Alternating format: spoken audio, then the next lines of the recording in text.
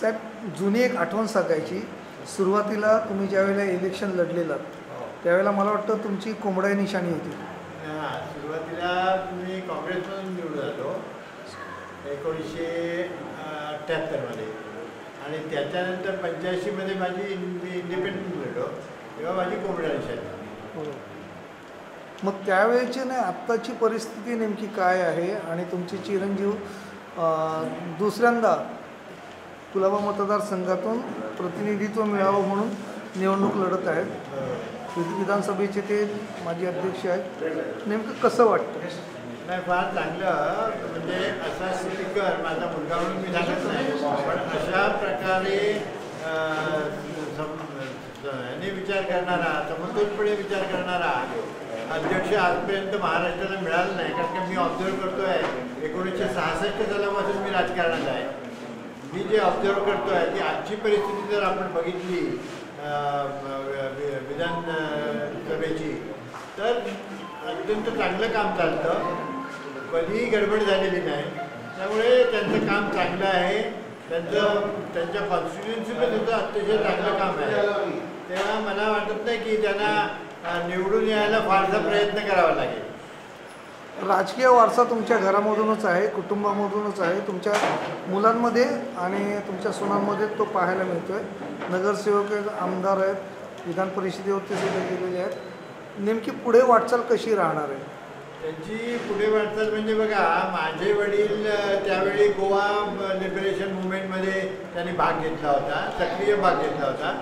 हिरवे गुरुजी आणि गोरेसाहेब यांच्याबरोबरही बरंचसं त्यांनी काम केलं. तर अशा प्रकारे काम करत असल्यामुळे पुढील त्यांची वाटचाल नक्कीच चांगल्या प्रकारची राहील आणि लोकहिताच्या दृष्टीने चांगलं होईल. मोदीजींच्या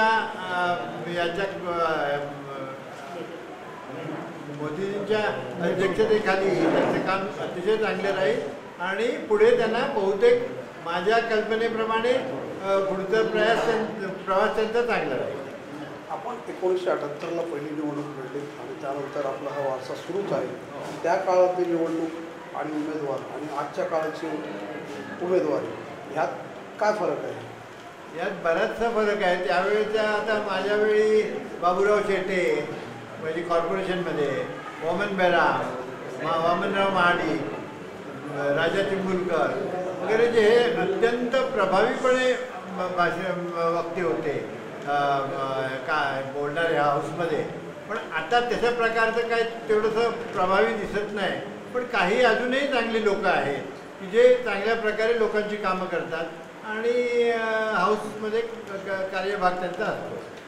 मोठा कुलाब्यातला एक मोठा भाग असा आहे की मुस्लिम समाजाचा आहे आणि सध्या जी परिस्थिती सुरू आहे, वेगवेगळ्या पद्धतीचे कमेंट सुरू आहेत, त्याच्यावर वादविवाद, जातीयवाद सुरू आहे. त्या सगळ्या जातीवादाला सामोरं जाऊन पुन्हा एकदा भाजपकडनं मतदान मिळावं तर कसं वाटतं की एवढं सोपं आहे का? हो, नक्कीच. मला म्हणजे आता आमच्या कॉन्स्टिट्युन्सीबद्दल बोलतो आणि माझा आता दौरा झाला 224 वॉर्डमध्ये जो मुस्लिम डॉमिनेटेड आहे. तर त्याच्यात बराचसा त्याच्यातली लोकसंख्या आहे ती मोदीजींना स्वीकारते. आता लोकांचे काही गैरसमज करून देणारी व्यक्ती प्रत्येक समाजात आहे. तर तशा प्रकारचं हे असल्यामुळे लोकांच्या मनात किंबहुना हा विचार आला असेल की बाबा भाजपला किती सपोर्ट करतील. पण आता लोकसभेच्या इलेक्शनच्या नंतर बराचसा त्याच्यात फरक झालेला आहे आणि मुस्लिम समाज भाजपला बराचसा मानायला लागले.